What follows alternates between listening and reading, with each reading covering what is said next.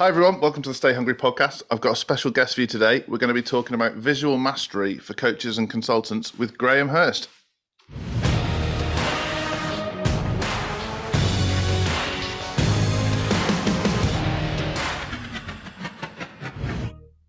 Graham, welcome to the Stay Hungry podcast. Good morning. Thank you very much. Thanks for having me. No trouble at all. So, why are you the man to come and talk to us about visual mastery? Why? I guess through proof of the pudding for the last 18 months, growing a business from scratch, which was just a little bit of an idea, into something which is scaled to a pretty decent level with having staff, something I never expected when I started, which was just a side hustle.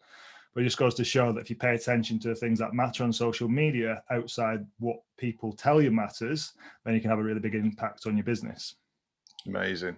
So what do you mean by that? What do people tell you matters, firstly, and then we'll get into the other bit? People tell you it's all about the content, which kind of is true, but then people are told like it's about showing up every day, it's about being seen, being visible. But they're missing a really important part of the puzzle, which is if your content isn't getting seen, if it's not eye-catching and appealing, then who's going to read it? So you could have really compelling copy, you could have well-written ads, but if it's not appealing, if it's not engaging in the 0.3 seconds you've got to catch someone's eye, then it's not going to get read. So you can say, yeah, post more frequently, but if you're just posting for the sake of posting with no thought going into it, then you're not going to get the traction that you want. Yeah, I get it. So how can you help? So I help coaches and consultants, mainly coaches, just generate more leads on social media by creating like thumb-stopping images. So images that are appealing, images that look different and go against the grain. So whatever the niche is. So I predominantly work in the fitness industry. So people tend to put the same style of images out because they think that must be working for other coaches. So that's what I'm going to do. But to be honest, if you want to be different, you need to do something that looks different to all the other coaches. And the problem is that a lot of coaches follow other coaches. They don't tend to follow their audience. So they don't tend to know like buying decisions, what's appealing. So they just think, oh, I'll just post out an image of myself with a bit of a glow around myself and that'll do the job. And they're trying to sell, 997 packages with like a £5 image and it just doesn't sell.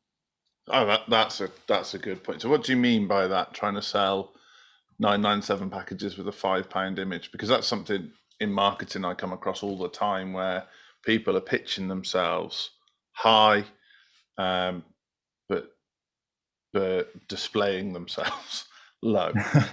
Yeah, you've got like your emotional and your logical buying decisions. So if someone's looking at buying something that's 997, then you've got to think of like what's equivalent that my target audience might want that's the same value.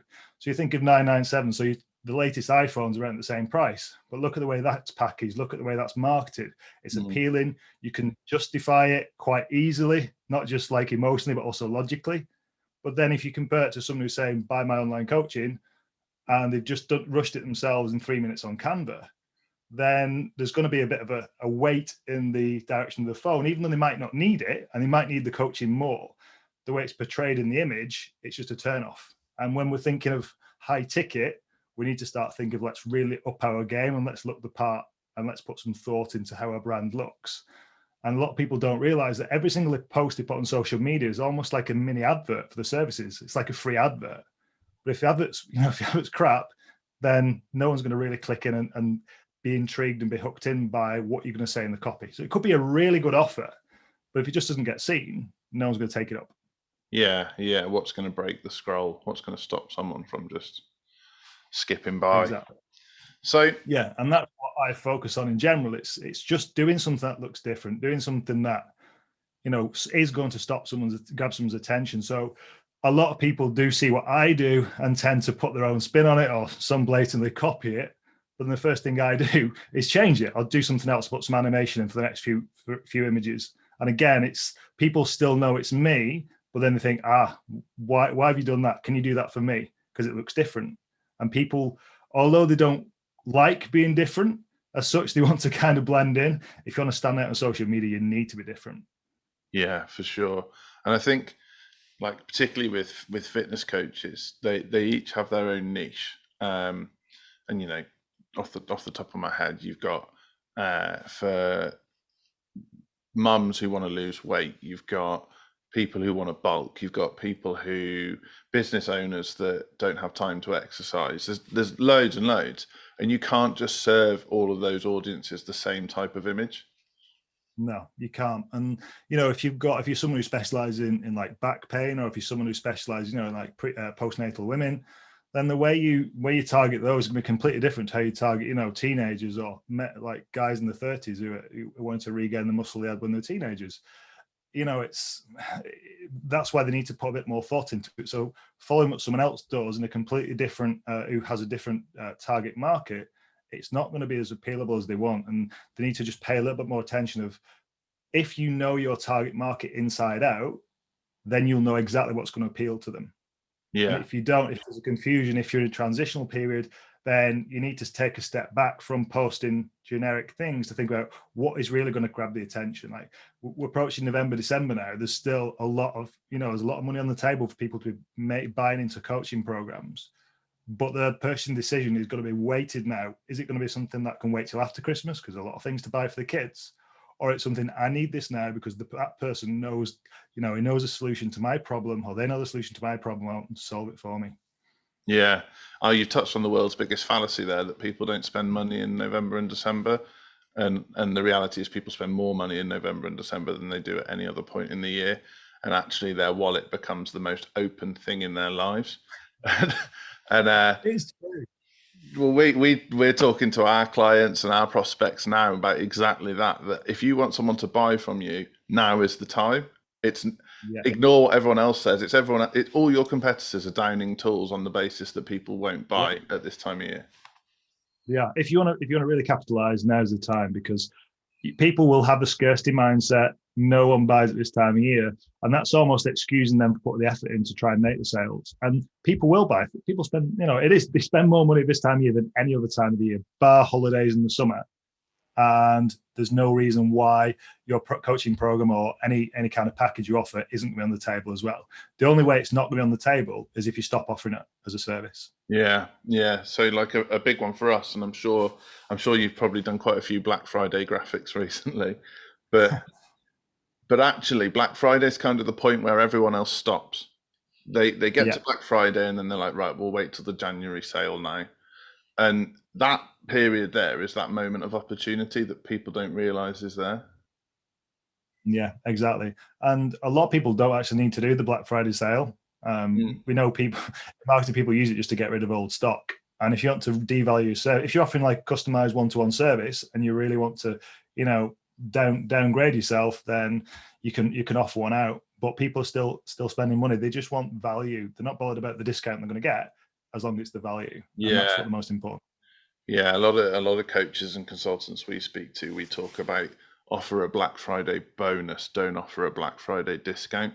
Yeah, exactly. If you can make, you can increase the order value, or you can increase the perceived value by just adding things in that have either previously been used or previously been paid for, that don't necessarily cost you anything, but adds extra value on top. So I'm not going to discount it, but what I will do, I'll add in this, and this.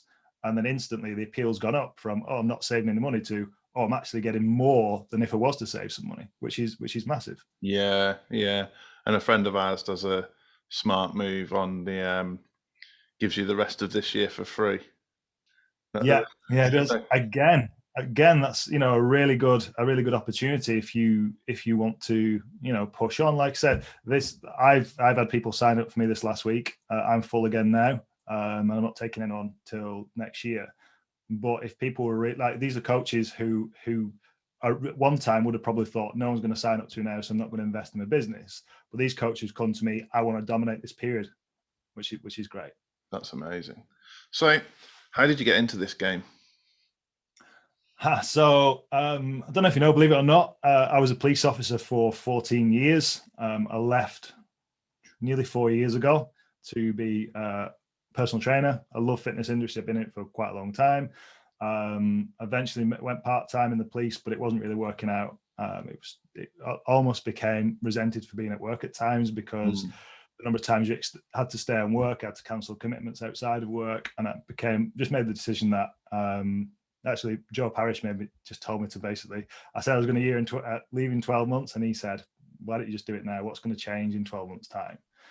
I was like, you know what, you're right. So I did. But whilst I was coaching, I was always the person who was trying to make things look good for clients. So whether it was like onboarding documents, whether it was the way my social media was presented, whether it was any kind of guides, ebooks, I was always the person who spent time to do that kind of thing. Yeah. And the Facebook covers being one. And then just over 18 months ago, someone reached out to me and said, listen, I hope you don't mind this out of the blue, but who designed your Facebook cover for you? I'd like to know because it's really good. And I was like, well, I did it. So he said, will you do me one? So yeah, why not? So I did him one. Then word of mouth spread, and the person who does Facebook covers.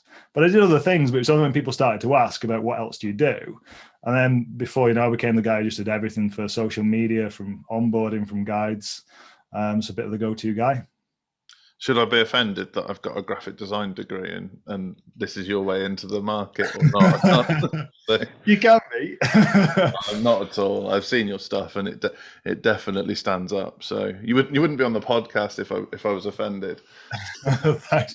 It's one of those. I've been doing it for quite a long time, not officially, but Yeah. like since being like a kid, I've always been drawing things, always been making things, designing things, and it's only when I actually got my hands on the tools how to do it properly, rather than with a piece of paper and scissors and sellotape, that I actually learned that you can do a lot more. And it's only by learning from your mistakes, doing and spending hours and hours within the different design tools, and then eventually you can really work this. Yeah, for sure. So how does your business work now? How's that packaged up? Because I know from what I've seen, it's quite unique compared to a design agency or a freelancer. The way you've packaged it up is very different. Yeah, so when people work with me on a one-to-one basis, they work with me. They don't work with a team. They get the communication from me. They come to me with the content for the month. So we set like, this is the target. We need like so many images a month from you. Then in turn, I either need the headline or the copy. Then I create the image and send it back to you. If there's any change that need making, you send it back to me. And I'd say, 95% of the time, it's no changes needed. Let's just get it out there. And so every month we have like a conversation on Zoom or on the phone, just talk about how was last month's performance, what images really stood out, which ones you want to capitalize on and use more, how many saves did you get, how many shares, likes, comments. So go through the metrics. It's like, right, let's do more like this. Your target market really resonate with this style of imagery. Let's keep going down that route. So it's not a case of just, design some templates and just changing the words. It's every single image is done from scratch, and it's specifically for that coach. So no matter where in the world they are, whatever market they're in, it's specific to them, branded to them, whatever the typography is, whatever the color codes are, that's what we use. But then we sometimes think, right, we're going to put a spin on this. We're going to pattern interrupt. They know it's going to be you, but they're going to see something different. And that's when you kind of get that light bulb moment of branding is really important to an extent, but sometimes on social media, we need to go against that in order to really grab the scope. Because one thing I noticed last year was when lifestyle photography became really popular. So everyone was jumping on like lifestyle shots, the staged lifestyle shots. And I've had one myself and they're great. But when everyone starts doing them, after a while, they kind of lose the impact. So you need to do something different with that, where it's simple like color grading effect, whether you're going to remove them half from the background or part of them, or, make them jump out a mobile phone, something that's different, still using the same high quality professional image. And it's just that little bit of a pattern interrupt you need to stand out, rather than just thinking, I'm just going to post this picture. It looks good. It looks nice. Because one thing that people don't think about is that when they post a nice like relationship photo or family photo, and I got 300 likes on that. Yeah, but they might just say nice picture. Doesn't mean that's really good content. I'm going to sign them next week. You don't know that. But if you're getting like 100 saves, then that's a lot of value because people are saving it. And they might never look at it again. But the moment they saw that, they thought that's of value. I'm going to save it. So that's like, for me, a lot of people might disagree, but for me, that's a really important metric to look at. Yeah, for sure. I really like that. You're like a graphic designer that talks like a coach, and it's a real different. You're not leaning on the fluffy side of it. I mean, I know your images look beautiful, but you're always going back to the metrics. And as a marketer, that's amazing, because that's what I want to talk to people about. And very often and I'm a shit for doing this. When I can't think of anything, I just post a picture of my dog on LinkedIn, and then somehow link the dog to the content.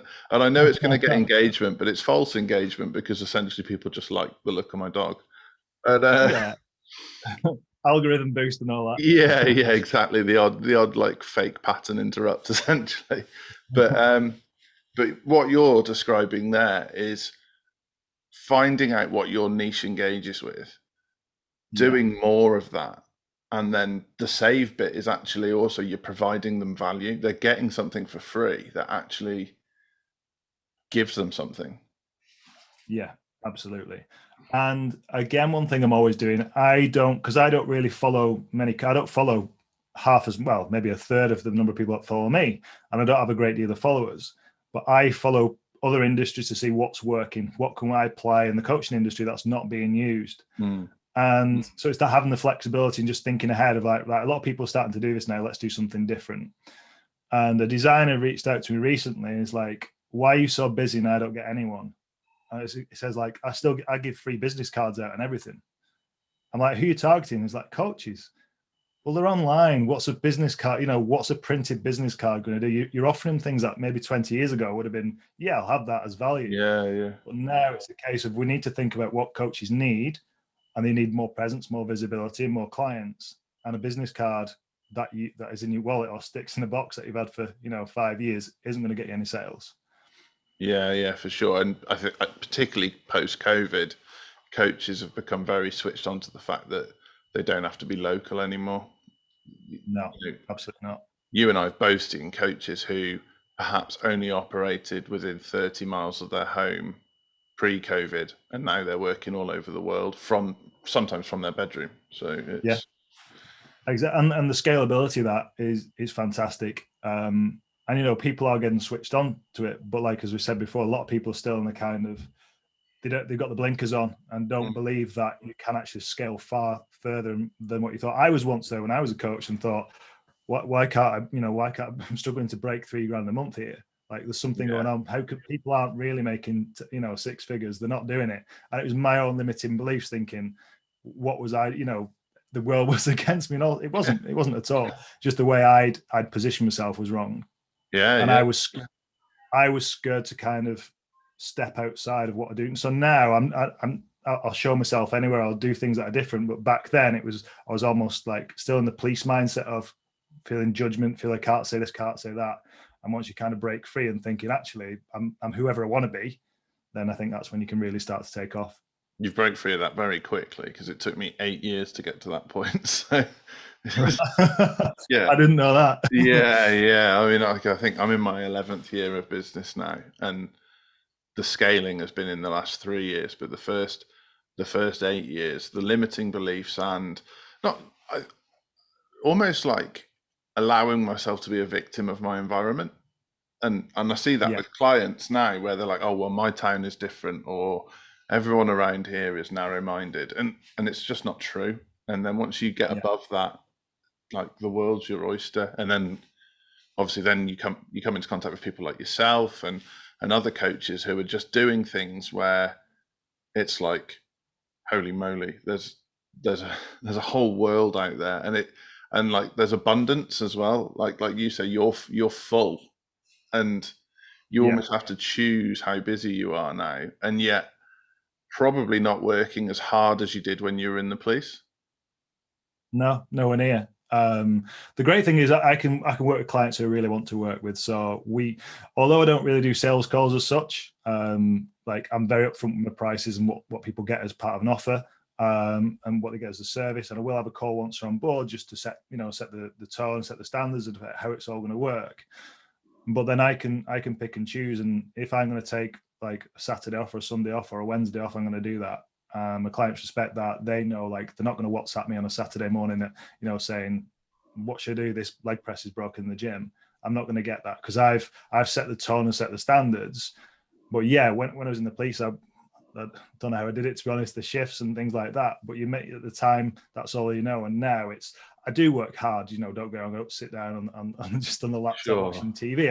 I do work hard, but there's periods where I can completely switch off, which took me a little bit of time to get used to. And it took me to get too busy to realize that I've taken on too much, and then to pull back a little bit. And that was just me getting a bit caught up in, wow, everyone wants to work with me. Yeah, come on board. And then it comes to a point where actually, yeah, more people do want to work with me, but that's going to put my stress levels up, my creativity will go down, which isn't going to do me any favors, and it's not going to help the client get the clients that they want to get. So that's why it was that striking that balance. Yeah, and that's a nice place to be as well, because then your internal dialogue is about the impact you're having, not the money that you're making. And yeah, definitely. And because money is no longer an issue, and that's like the dream place to be. So it is. So in terms of a coach just starting out, or a consultant, and maybe they're really, really good at what they do. So they're a brilliant personal trainer, maybe they're brilliant at speaking from the stage, but they're absolutely shocking at social media. And there's plenty of them out there. What would you say to them? There's so many good quality coaches out there who are far better coaches than what I was, and they're just not getting the kind of clients I say deserve, or clients that they should be having should they want them. There's a few things they need to know. They need to know, first of all, who their target market is. So just like in the gym, the people they work with, who do they really want to work with?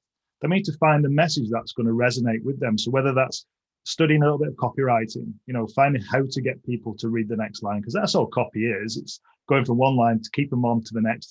So using open loops, asking more questions.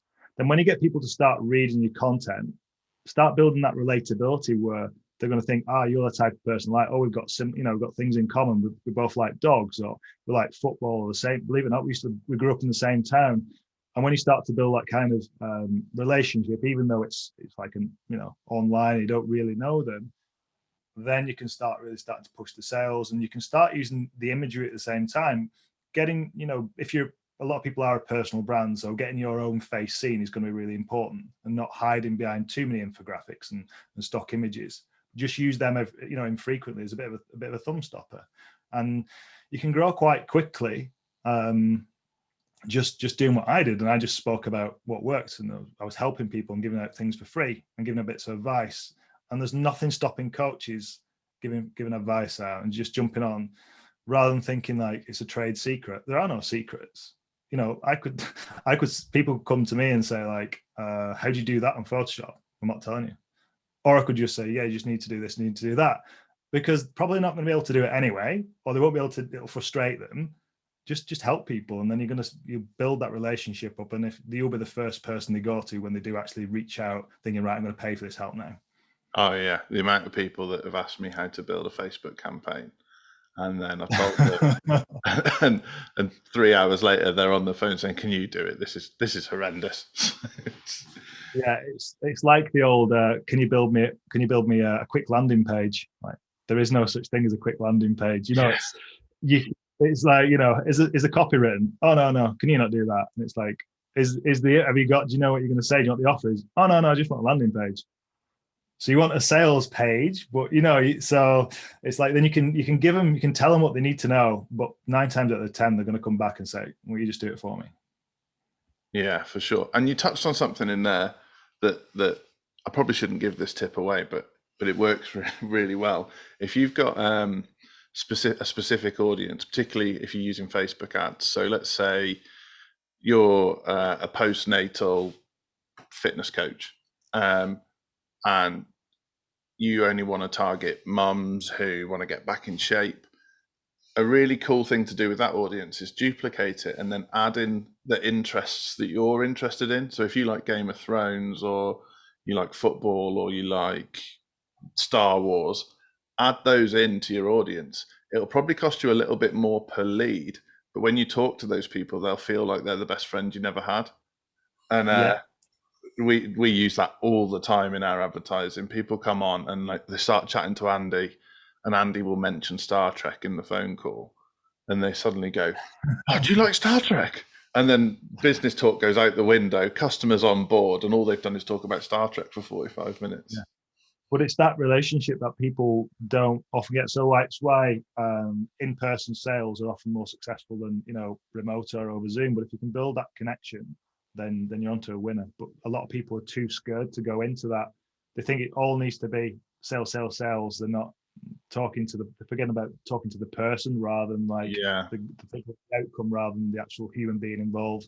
Yeah, I think we've had like that 20 years of this false professionalism where everyone's got a wall up and they wear a shiny suit to work, and or in the fitness industry they've got the latest Gymshark outfit or whatever it might be.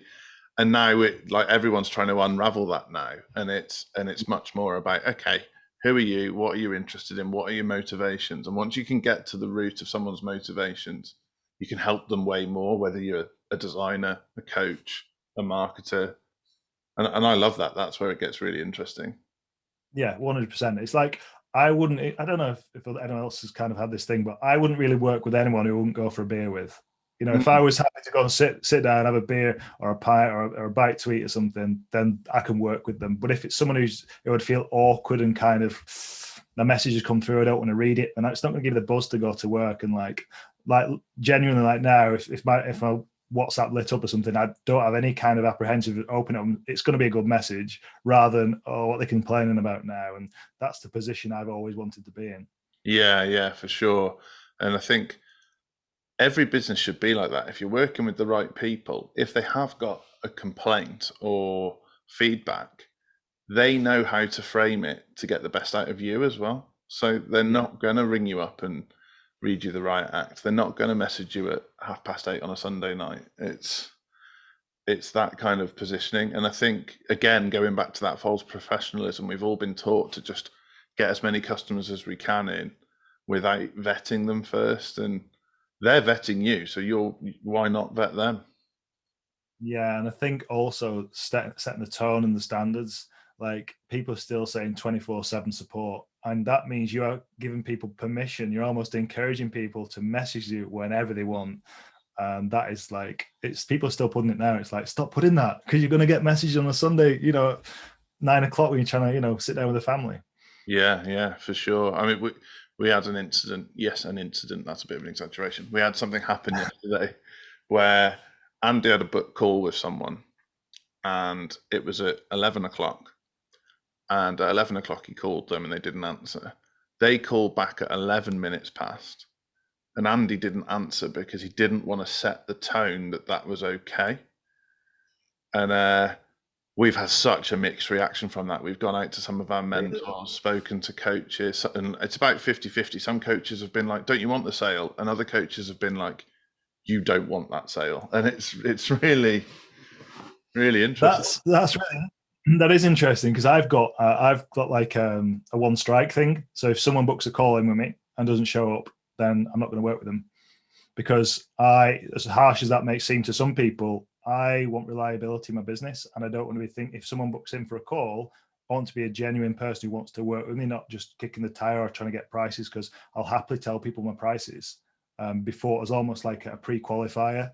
Yeah. And so if someone sends me a message and I message them back and saying this, if they ghost or if they don't reply or if they say they'll get back to me and they don't, I'm not going to chase them. I don't want to chase. I'm not going to chase it. Contrary to what people say, I don't chase people, because if I'm chasing them, it puts them in a position of power that he really wants me to work with him. And it's not that way at all. I want people to really want to work with me. It's not like playing hard to get. It's setting that standard of professionalism that I want reliability. I want people who want to work with, who take it seriously in terms of business. And so if someone wants to work with me, if they don't show up or that, let's obviously got a really good excuse. I'm not headmaster, but I want to work with people who are generally going to show up on time. And that's the way it is. Yeah. It's a bit like the dating game. If you text someone and then an hour later you text them again and they haven't replied in between, you've lost the game. You've lost the game. It's over. It's like you're forever. You're the one that chased them, and it's Yeah. there's definitely a bit of that about it, but it's also just kind of old-fashioned courtesy as well. That this is the time we agreed to talk. Unless prior to that you let me know, then it's a tricky one to justify.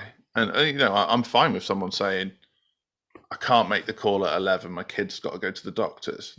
Fine, let's rearrange. That's completely reasonable.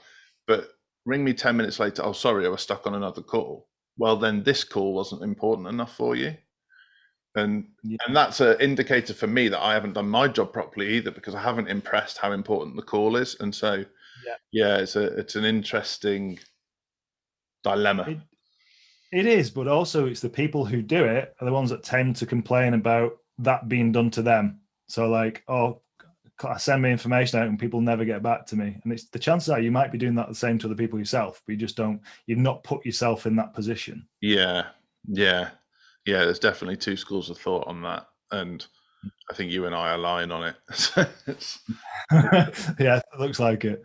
So you've been an awesome guest. I think there's loads of value in this podcast for people. There's a question I ask all guests that I haven't prepped you for. What's your favourite film and why? Oh, that's putting me on the spot. I actually like, you've seen Falling Down with Michael Douglas. Yeah. My life mirrors that quite a lot. Yeah. For some reason, I kind of really feel like that guy who goes into Burger King or Whammy Burger and does not understand why they can't serve breakfast before a certain time. And I just sometimes felt like when I was younger, that's the way my life was. Everything was just against me. I could watch it over and over again. Yeah, I love that. That's the first time anyone said that, and it's Andy compares me to Michael Douglas in that quite a bit, because my tolerance for nonsense is quite low. Yeah, I'm the same. I don't know if that's a police thing or Yeah. Like the bullshit radar is strong. So like, I'd be all right with McDonald's telling me they can't serve breakfast until 5 a.m. or something. I get there's a system and they can't turn certain things on and off. That's fine. Yeah. But when somebody says, I don't know, they'll be like, oh, sorry, I had to take my dog for a walk. And I'm just like, come on. I can feel it boiling up inside me. I'm like, right, I'm going to the army surplus store. You're having it. Yeah, I think it's good. That, and there's a clever film I like with Leonardo DiCaprio, Catch Me If You Can. Yeah, I really like that too. I just like it because it's just really clever. It's a true story as well, isn't it?